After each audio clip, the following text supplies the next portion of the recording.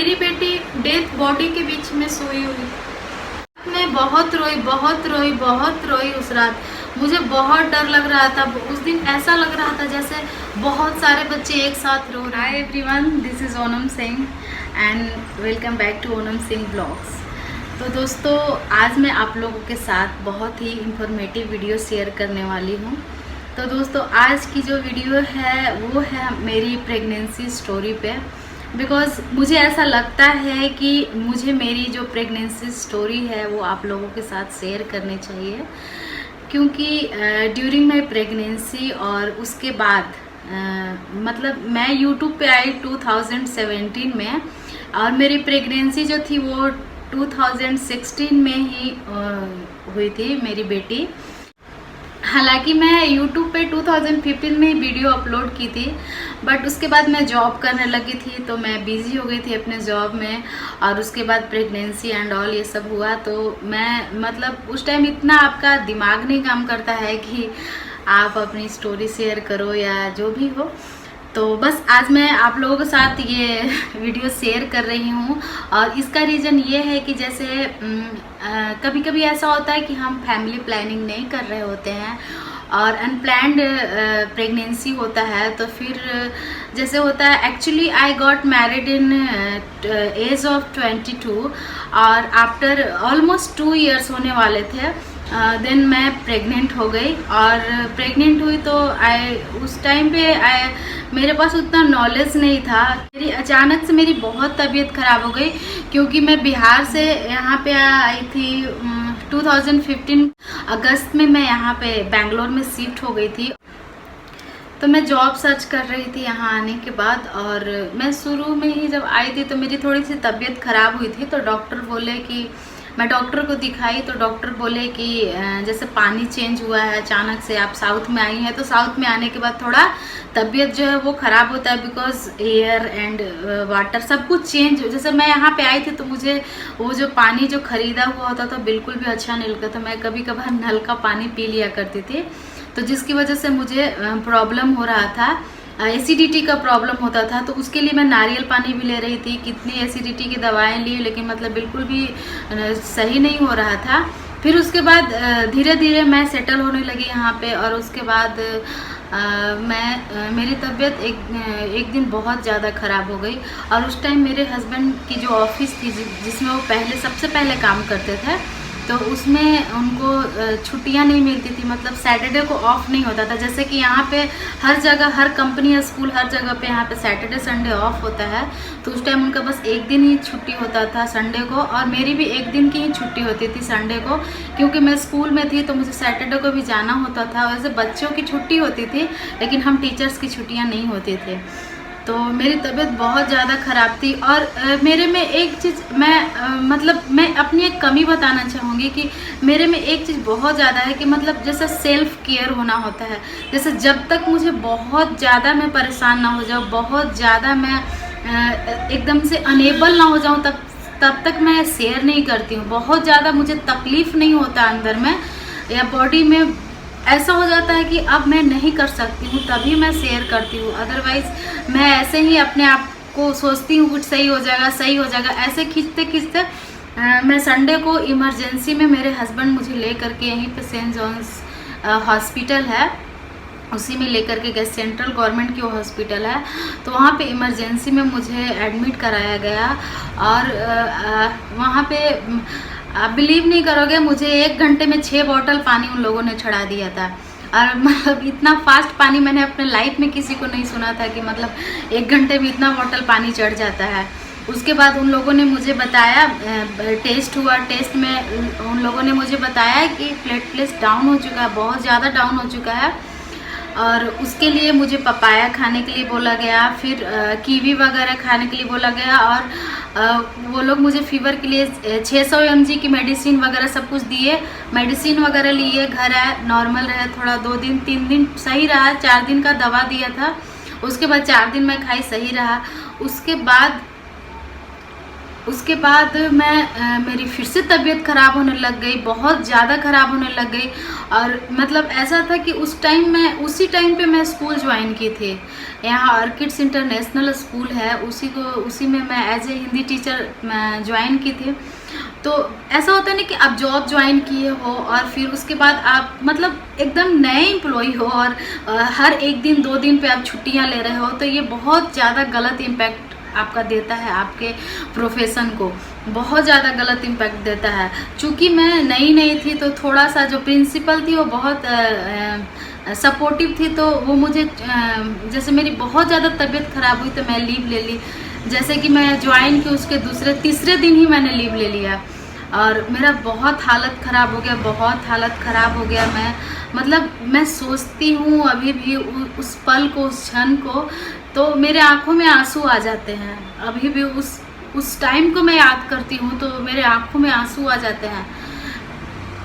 फिर उसके बाद मेरे हस्बैंड आए और आज भी मैं उस रास्ते से गुजरती हूँ तो आज भी मुझे वो सीढ़ी आज भी मैं देखती हूँ जिस पे मैं एकदम लाचारी के हालत में बैठी हुई थी। मेरे घर से गंगोत्री हॉस्पिटल है यहाँ पे, वो सब चीज़ स्टार्टिंग था हमारे लाइफ में, तो इसमें आपको उतना हर चीज़ में आपको सपोर्ट नहीं मिलता है क्योंकि आप एकदम शुरुआत कर रहे होते हैं और शुरुआत में हार्ड वर्क को देखा जाता है, ना कि आप रोज़ लीव लें, रोज़ आपके नए एक्सक्यूज़ेस हों अपने पर्सनल लाइफ को लेके। तो वो चीज़ें आपका मैनेजर, आपका बॉस नहीं सपोर्ट करता है उस चीज़ को। मैं अपने हस्बैंड को कॉल की क्योंकि उस दिन मुझे ऑलमोस्ट 15 उल्टियाँ हुई थी उस दिन। सुबह से जो मुझे वॉमिटिंग हो रहा था, मतलब लगातार मुझे वॉमिटिंग हो रहा था।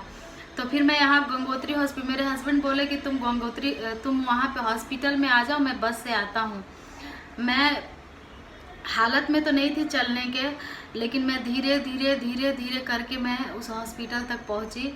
वहाँ की सीढ़ियों पे मैं बैठी हुई थी और बस मुझे ऐसा लग रहा था कि मैं यहीं पे सो जाऊँ। अब ऐसा लग रहा था कि जैसे मैं कभी भी अपने घर नहीं जा पाऊँगी, कभी भी अपने माँ बाप को नहीं देख पाऊँगी। मतलब बहुत सारी चीज़ें थी जो कि मेरे लाइफ में उस टाइम पे थी और मेरा हालत बहुत ज़्यादा ख़राब हो चुका था। जब फिर उसके बाद हाफ एन आवर के बाद मेरे हस्बैंड आए तो फिर मुझे वो हॉस्पिटल लेके गए। हॉस्पिटल में वो लोग बोले कि अभी डॉक्टर यहाँ पे नहीं है। वो लोग रेकमेंड किए, सुमन सिंह करके डॉक्टर है यहाँ BTM 2nd स्टेज में, तो वो मेरे हस्बैंड वहीं पे ले करके मुझे गए। उस टाइम इतने पैसे नहीं हुआ करते थे कि आप हर एक क्षण के लिए मतलब आप कैब बुक कर लीजिए। बहुत मतलब लाइफ में हर किसी के लाइफ में आता है, एक अप एंड डाउन हर किसी के लाइफ में आता है। हर किसी के लाइफ में गरीबी होता है, हर किसी के लाइफ में अमीरी होता है। और मुझे कहने में थोड़ा सा भी हिचक नहीं है कि मतलब उतने पैसे नहीं होते थे कि हम लोग हर एक काम के लिए ऑटो बुक करें, हर एक काम के लिए हम लोग कैब्स बुक करें। हम लोग वहाँ पे पैदल ही चले गए। वैसे ऐसा भी नहीं था कि 4 किलोमीटर था, लेकिन हाँ इतना भी नहीं था कि बहुत नज़दीक था। मैं उसी हालत में बस मैं अपने हस्बैंड का हाथ पकड़े हुए बस उसी हालत में आंखें बंद करके ही मैं चल रही थी। और उसके बाद वहाँ पे इमरजेंसी में मुझे दिखाया गया तो लिटरली मतलब वो डॉक्टर बहुत अच्छी हैं, बहुत ही अच्छी हैं। उन्होंने मुझे 30 mg 40 mg की मेडिसिन दी उन्होंने, और उससे मुझे बहुत ही रिलीफ। पहले की मैं बात बता रही हूँ, उसके पहले भी मैं गंगोत्री हॉस्पिटल में मतलब ये तो लास्ट मोमेंट था जब मैं सुमन सिंह के पास दिखाया। उसके पहले मैं स्कूल जाती थी तो एक क्लास 45 मिनट्स के होते थे और मैं प्राइमरी टीचर के लिए वहाँ पे ज्वाइन की थी। तो आप जानते हैं प्राइमरी बच्चे कैसे होते हैं, बहुत एक क्लास में 26 बच्चे होते थे और सारे बच्चे हद से ज़्यादा सारे शरारती थे, मतलब बिल्कुल भी नहीं सुनते थे। और मुझे ऐसा था कि बस मैं बोलने की हिम्मत में भी नहीं रहती। अब आपका कभी कभी ऐसा होता है ना कि जैसे इकोनॉमिकली जो प्रॉब्लम होता है, जो कुछ भी होता है, जैसे मतलब आपका कभी कभी मन नहीं होता है, बस आप कर रहे होते हैं क्योंकि आप अपने प्रॉब्लम से जूझ रहे होते हैं, आप उसको दूर करना चाहते हैं। और मैं शुरू से मतलब मैं अपनी तारीफ नहीं कर रही हूँ, मगर मैं हूँ स्ट्रॉन्ग। ये चीज़ें मैंने कब फील किया, जब मेरे पे इतना ज़्यादा बर्डन आया, इतना ज़्यादा मैंने तकलीफ़ देखा अपने लाइफ में, अपने बच्चे के लिए, खुद के लिए, ये चीज़ें मैंने देखा। और एक दिन अचानक ऐसा हुआ कि मेरी हालत बद से बदतर हो गई, बहुत ही ज़्यादा ख़राब हो गई। मतलब मैं बेड से उठने के लायक भी नहीं थी। और पता है क्या, मुझे एक चीज़ आज भी याद आती है। जैसे 11 बजता था, मेरे हस्बैंड 8:30-9 बजे तक चले जाते थे, क्योंकि वो उस टाइम पे बस से जाते थे, तो उन्हें जल्दी निकलना होता था। तो मुझे एक चीज़ याद आती थी, मैं सोई रहती थी और हल्का हल्का सा धूप मेरे रूम में आता था, और उस टाइम पे प्याज और लहसुन मेरे गली में बेचने आता था। तो ऐसे आवाज़ आती थी, येरुली येरुली येरुली। पता है, इस आवाज़ से मुझे आज भी, मैं इस आवाज़ को सुनती हूँ ना, तो मुझे अजीब सा फील होता है। मुझे मतलब उस टाइम का याद आने लगता है। कुछ चीज़ें ऐसी होती ना जो आपके मन मस्तिष्क पे मतलब मन मस्तिष्क जो माइंड जो होता है ना, उस पर जैसे नहीं होता अमीर छाप छोड़ देना, तो वो चीज़ें हो जाती है। आप जब खुशी के पल को तो लोग नहीं याद करते उतना, अगर देखें तो, लेकिन हमें खुशी के पल को भी याद करना चाहिए। लेकिन दुख के पल आपको ज़्यादा याद आएंगे, चाहे आप कितने भी सुखी हो जाओ, चाहे कुछ भी हो जाओ, लाइफ का सारा खुशी आपको मिल जाए, लेकिन अपना दुख का पल भी कभी इंसान नहीं भूल पाता है। तो उस दिन मेरी हालत बहुत ही ज़्यादा ख़राब हो गई। ये बात है जनवरी की, कि जनवरी लास्ट दिसंबर की, जनवरी की नहीं, लास्ट नहीं जनवरी की ये बात है कि मेरी हालत बहुत ही ज़्यादा ख़राब हो गई। मतलब यही जनवरी रहा होगा आपको, 6-7 जनवरी, और दिसंबर फर्स्ट वीक में ही मैं स्कूल ज्वाइन की थी। और सोचिए कि मैं इसे स्कूल को इतने तबीयत ख़राब होने के बाद भी मैं स्कूल कंटिन्यू रखी, क्योंकि कमिटमेंट जो होता है ना, वो बहुत बड़ा चीज़ होता है। अगर आप कहीं पे कमिटमेंट कर चुके हैं तो आप उससे पीछे नहीं हट सकते हैं, आप उसे गिव अप नहीं कर सकते हैं। क्योंकि कभी कभी ऐसा होता है ना कि गिव अप करना आपको फेलियर बताता है। वो मैं नहीं चाहती हूँ अपने लाइफ में, कहीं भी कुछ भी कमिटमेंट करना और उसे निभाना मैं बखूबी जानती हूँ। मैं अपने कमिटमेंट से कभी भी पीछे नहीं हटना चाहती हूँ, कभी भी नहीं। मैं कभी नहीं चाहती हूँ कि मैं फेलियर बनूँ किसी की नज़र में, और ये चीज़ मैं नहीं चाहती थी। मैंने अपने आप को स्ट्रांग बनाया, मैंने कंटिन्यू किया। अगर उस टाइम मैं यूट्यूब पे होती तो आप मेरी हालत देख रहे होते। मैं उतना ज़्यादा स्ट्रांग नहीं हूँ फिजिकली, बिकॉज मैं दूध वगैरह कुछ भी नहीं खाती, घी वगैरह कुछ भी नहीं खाती, जो कि मुझे इस बात का सबसे बड़ा दुख हुआ है कि अगर मैं खाती पीती जो भी चीज़ें होती है जो हेल्दी बनाती इंसान को, अगर वो चीज़ें, क्योंकि मुझे दाल चावल के अलावा कुछ अच्छा ही नहीं लगता है। बस दाल चावल खाना है, दाल चावल खाना है, ये चीज़ ही मुझे मेरे मन को संतुष्ट करती है, यही भोजन। बाकी मुझे दुनिया का कितना भी अच्छा आप मिठाई दे दो, कुछ भी दे दो, मैं खा करके नहीं रह सकती। अगर दाल चावल आप मुझे दे दो, दुनिया का कोई खाना मुझे नहीं चाहिए। मेरे हस्बैंड भी बहुत परेशान रहते थे, क्योंकि वो आते थे ऑफिस से, उसके बाद खाना बना के खाते थे, और बहुत सारे प्रॉब्लम्स थे यार, बहुत सारे प्रॉब्लम्स थे लाइफ में। मतलब ऐसे, मतलब वो 1 महीना मुझे ऐसा लगता था कि जैसे मैं जिंदा ही क्यों हूँ, मर क्यों नहीं जा रही हूँ, किसी पे बोझ बन गई हूँ। ऐसा फील होता था कि मतलब क्या, मतलब अजीब सा लगता था। जैसे हस्बैंड आ रहे ऑफिस से, कोई बेड पे लेटा हुआ है, करा रहा है, घर ऐसे बिखरा हुआ रहता था, ऐसे बिखरा हुआ रहता था, ऐसा स्मेल आता था घर से। मतलब अजीब सा लाइफ था यार। मतलब मुझे लगता था कि मैं नहीं जी पाऊंगी, मैं नहीं जिंदा रहूंगी, और मतलब ऐसा लगता था बस कि ये लाइफ का अंतिम पड़ाव चल रहा है मेरा। Pregnancy is not a disease, हर औरत उसे एंजॉय करती है, लेकिन मैंने नहीं किया। 3 मंथ्स मैं पूरी तरीके से जूझती रही, platelets down, haemoglobin down, vitamin D की कमी, सब चीज़ की कमी। अनप्लान्ड था, लेकिन फिर भी मैं सोची कि नहीं, मुझे करना है। मुझे ऐसा लगता है कि जैसे ये चीज़ गलत है कि आप मेडिसिन खा लो, चाहे जो भी होता है, मेरे नज़र में गलत है ना। मेरे हस्बैंड ने कभी कहा कि अभी हम लोग सेटल नहीं हैं, या फिर हम लोग के पास उतने पैसे नहीं हैं कि हम लोग अपना बच्चा को सर्वाइव। देखो, आज मेरी बेटी 6 साल की होने वाली है, और उसका किस्मत, उसका हर चीज़ वो ले करके आई है, ना कि हम लोगों ने उसे कुछ भी नहीं, उसको कुछ नहीं दिया। वो अपनी किस्मत से हर चीज़ लेती आई है। हम लोगों को इतना नहीं था कि इतने बड़े हॉस्पिटल में हम बच्चा करें। 2 महीने मैंने ICU में काटे। हर एक दिन मैंने अपनी बेटी को अपनी ज़िंदगी से लड़ते हुए देखा। एक माँ के लिए मुझे नहीं लगता है कि this is the normal thing कि एक माँ अपने बच्चे को हर एक दिन, हर एक घंटे, हर एक पल, हर एक मिनट, हर एक सेकेंड उसे अपने सांस के लिए, उसे अपनी ज़िंदगी के लिए लड़ते हुए देखना चाहिए। मेरे बच्चे के हर एक पार्ट पे मशीन लगा हुआ होता था और वो पल मेरे लिए बहुत ज़्यादा कष्टकारी था। मैंने 2 महीने मैंने बस अपने बच्चे को, मैंने कुछ नहीं सोचा उस 2 महीने में अपनी ज़िंदगी में। मैं एक ही चीज़ सोचती थी, या तो मेरा बच्चा मेरे साथ जाएगा या तो मैं इसी हॉस्पिटल के दरवाजे पे सर पटक के अपना जान दे दूंगी। लेकिन कभी कभी ऐसा होता था जैसे 15 डेज के लिए 2 मंथ्स में मेरी बेटी, कभी जैसे मतलब आप कैसे पॉजिटिव रह सकते हो? अच्छा बताओ, अगर आपके साथ गलत हो रहा हो, अगर आपका बच्चा बीमार है। मुझे जब मेरी बेटी हुई और जब मैं घर आई 3 दिन के लिए, तो मुझे ऐसा फील होता था जैसे कितने लकी होते हैं ना वो लोग जो कि अपने बच्चे को साथ लेके हॉस्पिटल से आते हैं। कितने लकी होते हैं वो लोग। जब मैं देखती थी 9 मंथ फुल प्रेगनेंसी, जब मैं देखती थी तो मुझे बहुत बुरा फील होता था, बहुत बुरा फील होता था कि मैं अपने बच्चे को एटलीस्ट 9 मंथ अपने पेट में तक नहीं क्यों नहीं किया मैंने अपना केयर? क्या जरूरत है? रिस्पॉन्सिबिलिटी।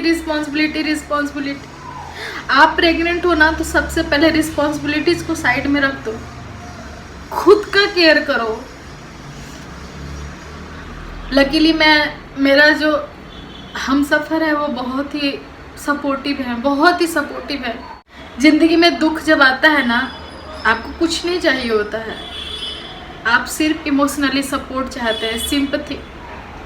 ये जो वर्ड होता है ना, वो दुख के टाइम पे ही काम आता है। इस चीज़ को मैंने महसूस किया है।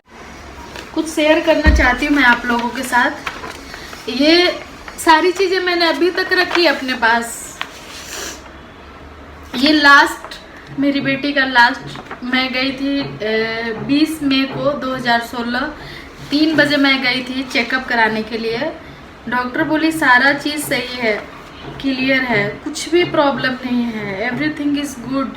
ओडम हो सकता है तुम्हारा नॉर्मल, मतलब जैसा तुम्हारा कंडीशन था स्टार्टिंग में उसके अनुसार, मतलब इतना सब कुछ अच्छा है, बस थोड़ा सा हीमोग्लोबिन डाउन है, थोड़ा सा विटामिन डी की कमी है, उस दोनों को रिकवर कर लो। उसके लिए उन्होंने मुझे मेडिसिन दिया, थोड़ा सा खाने पीने का केयर करो और तुम इतना वर्किंग हो तो तुम्हें नॉर्मल डिलीवरी होगा। 6 मंथ कंप्लीट हुए मेरे। उसके 6 मंथ कंप्लीट होने के बाद मैं फर्स्ट विजिट करने गई, यानी कि 7 मंथ का जब स्टार्ट होता है तो वो विजिट करने गई। और उसके बाद वहाँ से आने के बाद करीब 2 या 3 दिन बाद, ये मैं कब गई थी, किस दिन को, 20 मई को गई थी मैं। उसके बाद 27 मई को मेरी बेटी हो गई। मुझे पता ही नहीं चल रहा था कि मतलब हो क्या रहा है। डॉक्टर बोल रहे थे आज ही करना पड़ेगा। मुझे समझ में नहीं आ रहा था कि यार कैसे, मतलब 7 मंथ में कैसे बच्चा हो सकता है, मतलब अभी तो 7 मंथ स्टार्ट ही हुआ, कैसा होगा बच्चा। और डॉक्टर लोग बोले जा रहे आज ही होगा। मतलब लाइफ जो होता है ना, उस टाइम से मेरा ऐसे चेंज हो चुका है। 7 मंथ में ही सी सेक्शन से मेरी बेटी हुई। और जब मैं ऑपरेशन थिएटर में जा रही थी तो उस टाइम पता है कि आज भी मैं अपने हस्बैंड को बताती हूँ कि उस टाइम मैं जितने भी मेरे से बड़े लोग हैं सबको मैं मन में ही प्रणाम कर ली थी। जितने भी मेरे भगवान जो भी हैं सबको प्रणाम कर ली थी कि जो भी गलती मेरे से हुआ होगा उसके लिए मुझे माफ़ कर दीजिएगा, क्योंकि मुझे नहीं लगता है कि मैं अब वापस आने वाली हूँ ऑपरेशन थिएटर से। क्योंकि यार एक दिन में ऑपरेशन होना it's not a normal thing. अगर आपका एक घाव होता है ना तो आप उसे भी फुड़वाने के लिए ना बहुत डरते हो। मेरा तो पूरा का पूरा पेट फाड़ने जा रहे थे वो लोग, और रात भर मैं सोई नहीं थी। उसके एक दिन पहले पूरी रात में जगी रही थी, मुझे खाना भी नहीं खाने का मन कर रहा था। बस ऐसा लग रहा था जैसे आज ये आखिरी रात है मेरे लिए, सब चीज़ आखिरी है, सब चीज़ लास्ट है, सब चीज़ लास्ट होने वाला है। मैं बहुत बहुत बेचैन थी, बहुत बेचैन थी, लेकिन मैं अपनी बेचैनी को झलकने नहीं दे रही थी, क्योंकि मेरे हस्बैंड बहुत बहुत बेचैन हो गए थे।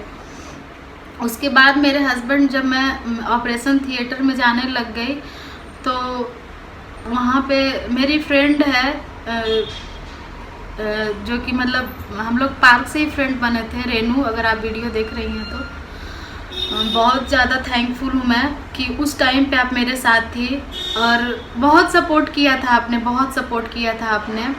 और मैं सबको थैंक यू बोलती हूँ, क्योंकि दोस्त लोग बहुत अच्छे हैं यार, बहुत अच्छे दोस्त लोग मिले हैं हम लोगों को, बहुत लकी हैं कि उस टाइम पे मतलब ऐसा फील नहीं हुआ था कि कोई नहीं यहाँ पे, क्योंकि घर भी बहुत दूर है। इतना आराम से उस टाइम पे आना, इतना अचानक से 1 घंटे में कोई नहीं आ सकता था। तो जितने भी फ्रेंड्स लोग थे बहुत ही सपोर्ट किए थे, बहुत ही सपोर्ट किए थे। तो बस मैं ऑपरेशन थिएटर में जा रही थी और मेरे हस्बैंड खड़े थे दरवाजे पे ऑपरेशन थिएटर के, तो वो रो रहे थे। और मैंने जब उनकी आंखों में आंसू देखा तो मैं बहुत ज़्यादा बेचैन हो गई। मुझे डॉक्टर ऑपरेशन थिएटर में लेके गए और मैं वहाँ पे रोने लगे कि सिर्फ एक बार मुझे मेरे हस्बैंड से मिला दीजिए। इसके बाद हमको नहीं पता है मेरा क्या होने वाला है, लेकिन एक बार बस हम एक बार उनको देख लेंगे ना, तो उसके बाद पेट फाड़ना है फाड़ दो तुम लोग।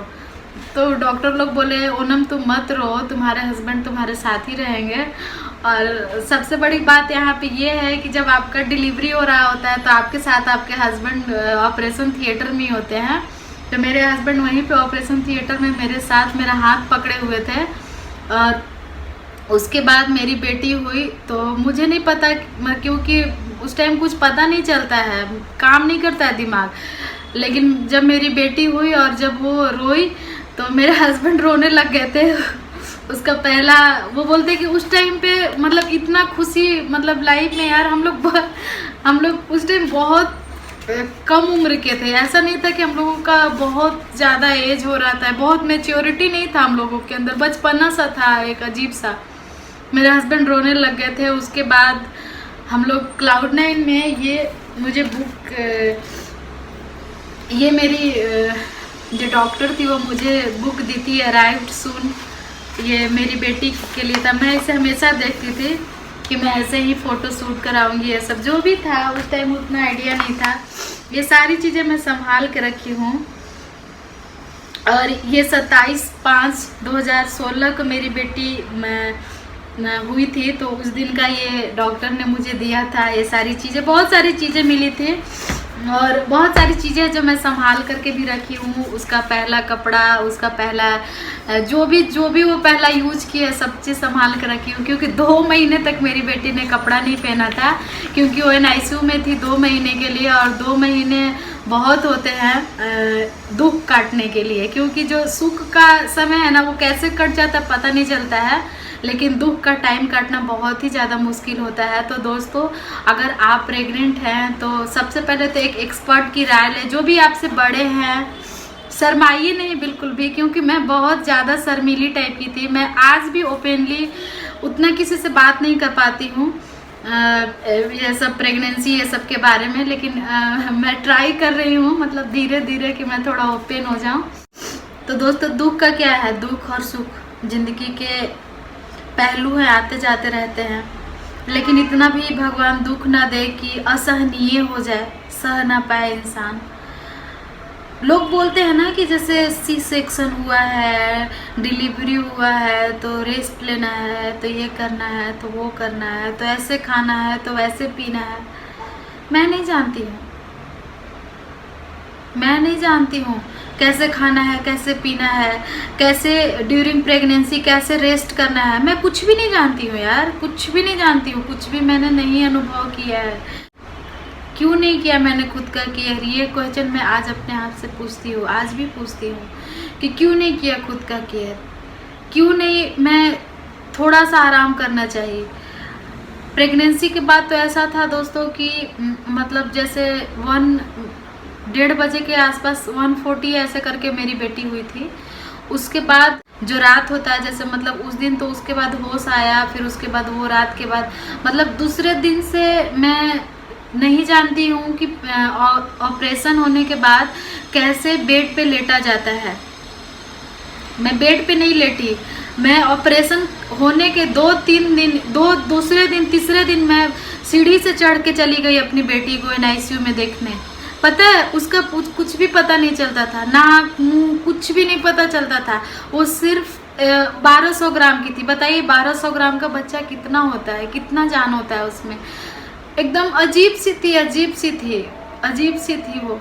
लेकिन हाँ, उस टाइम पे भी वो इतनी कमज़ोर थी, इतनी कम वेट की थी, लेकिन उसका चेहरा उस टाइम पे भी बहुत खिला खिला लगता था। जब NICU में थी वो 2 महीने के लिए, तो जो उसकी नर्स थी, पता है उसका नाम क्या रख दी थी? सुंदरी। क्योंकि मेरी बेटी के जैसा उस NICU में कोई नहीं था। और लोग कहते हैं ना कि अपने बच्चों के सामने दूसरे के बच्चे किसी को उतने ज़्यादा अच्छे, अपने बच्चे सबको अच्छे लगते हैं, काइंड ऑफ आप कह सकते हैं। लेकिन मेरी बेटी का नाम सुंदरी रखा। मुझे बहुत प्राउड फील होता था कि मेरी बेटी बहुत सुंदर है। और डॉक्टर्स भी बहुत अच्छे थे, बहुत ही अच्छे थे। निमहांस आप जानते होंगे, Indira Gandhi child care hospital, 2 महीने के लिए मेरी बेटी उसमें एडमिट रही और बहुत सपोर्टिव थे डॉक्टर्स। वो मतलब हर समय मुझे, जब भी मैं बहुत लो फील करती थी, क्योंकि मैं बहुत ज़्यादा नर्वस हो जाती थी कभी कभी। जैसे उसको ब्रीथिंग प्रॉब्लम बहुत ज़्यादा था और उसको कोई वायरस, कुछ मुझे याद नहीं आ रहा है, कुछ वायरस उसको हो गया, मतलब इन्फेक्शन हो गया था उसको कुछ, जिसकी वजह से वो सांस में उसको तकलीफ होता था। तो उसको जब वो ज़्यादा हो जाता था तो वेंटिलेटर पे उसको रख दिया जाता था। ऐसे ही एक दिन की बात है कि मैं दूध पिलाने के लिए उसको जाती थी। उसको दूध जैसे डायरेक्ट फीड नहीं कराना होता था, पाइप लगा हुआ होता था मुंह में और फिर नाक में, दोनों में पाइप लगा हुआ था। तो पाइप के थ्रू ही उसको फीडिंग कराया जाता था। तो दूध माँ का ही दूध दिया जाता था, पाउडर। जैसे माँ का दूध, डॉक्टर बोलते थे कि जितना माँ खुश रहेगी, यार कैसे कोई खुश रह सकता है। लेकिन मैं जब बहुत ज़्यादा टेंशन में हो जाती तो सच में मेरी बेटी का तबीयत बहुत ख़राब हो जाता था। तो दूध जैसे निकालना होता था, दूध निकाल करके ग्लास वहाँ पे मिलता था, ग्लास में दूध निकालिए, निकाल करके जा करके अब जहाँ पे आपका बच्चा लेटाया हुआ है वहीं पे जा करके ग्लास के पास, जो ग्लास में कवर किया हुआ रहता है जिसमें ऑक्सीजन वगैरह सब कुछ लगा हुआ होता है, वहीं पे जा करके रख देते थे और उसी नर्स पिलाती थी, हमें नहीं पिलाना होता था। तो ये सारी चीज़ें थी, बहुत सारी चीज़ें थी।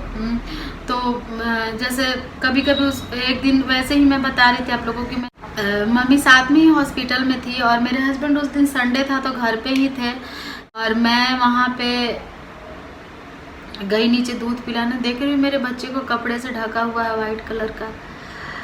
तो और सारे लोग मतलब भाग दौड़, इधर उधर भगदड़ टाइप से मचा हुआ है NICU में।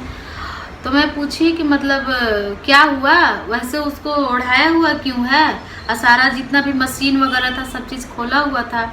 तो डॉक्टर बोले कि ऐसा कीजिए, आप अपने हस्बैंड को कॉल करके बुला लीजिए। बस मुझे इतना ही पता है। इसके बाद जब मुझे होश आया तो मैं चेयर पे बैठी हुई थी, क्योंकि उसके बाद मुझे पता ही नहीं चला कि मैं कैसे ज़मीन पे गिर गई। मुझे जोरों से चक्कर जैसा, यार मेरा भी तो शरीर कमज़ोर हो गया था। एक तो 3 महीने 4 महीने प्रेगनेंसी में ऐसे ही मैं बीमार रही, उसके बाद ऑपरेशन हुआ, उसके बाद एक दिन का रेस्ट नहीं, नो रेस्ट, कुछ भी नहीं, मतलब नथिंग मीन्स नथिंग।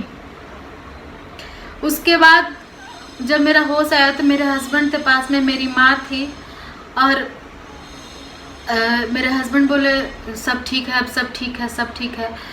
तो डॉक्टर, उस दिन जूनियर डॉक्टर आए हुए थे और शायद मेरी बेटी, जैसे नर्स बोली उस टाइम पे, बोली थी नर्स कि आपकी बेटी है वो एक्स्ट्रा एक्टिव है।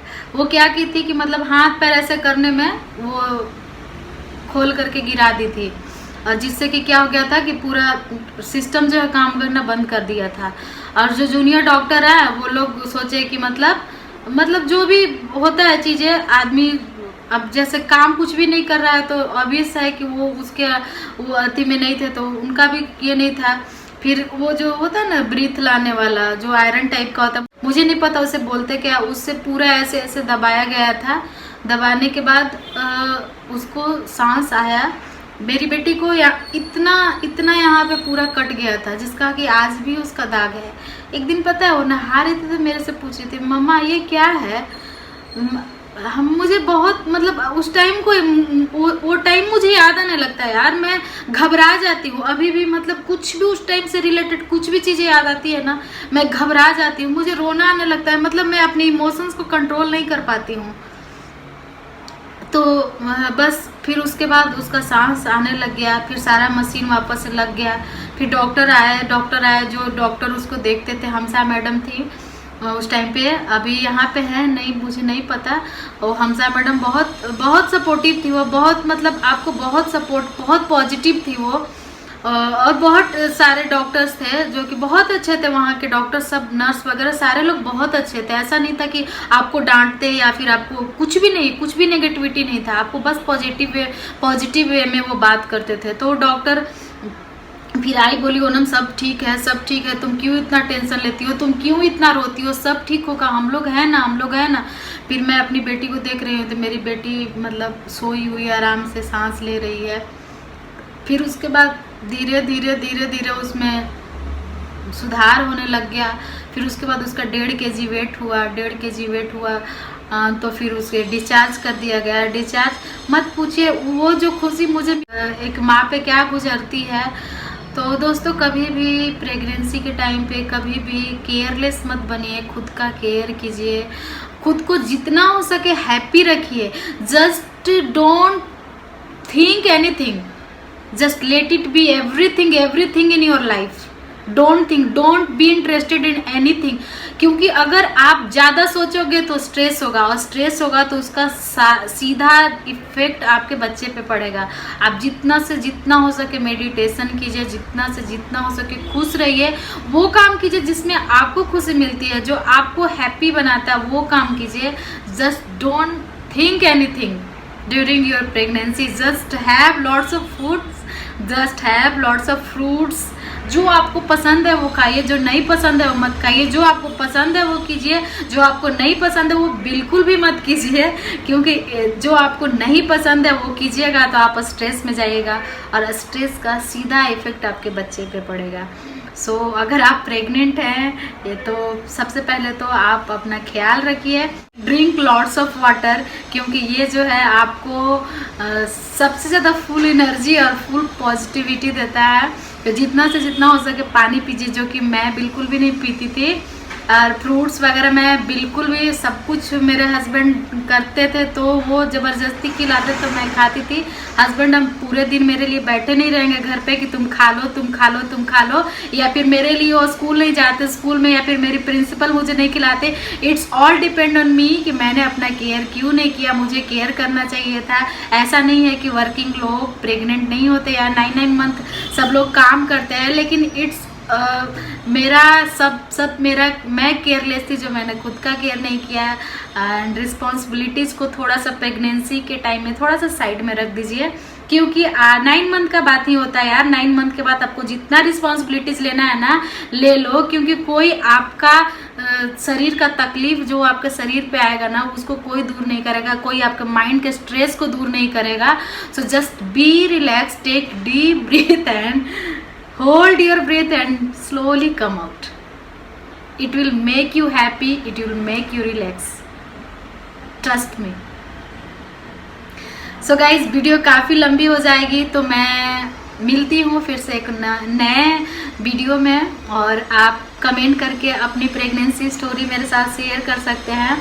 It's a very emotional story, थोड़ा सा मैं इमोशनल हो गई थी, तो चलिए कोई ना, होता है, सबके लाइफ में होता है। आदमी है तो इमोशंस है, जिंदा है तो इमोशंस है, मरने के बाद क्या है यार, कुछ नहीं है लाइफ में। तो जस्ट पॉजिटिव रहिए, पॉजिटिव सोचिए और अच्छे अच्छे डाइट्स लीजिए। मिलती हूँ मैं नए वीडियो में।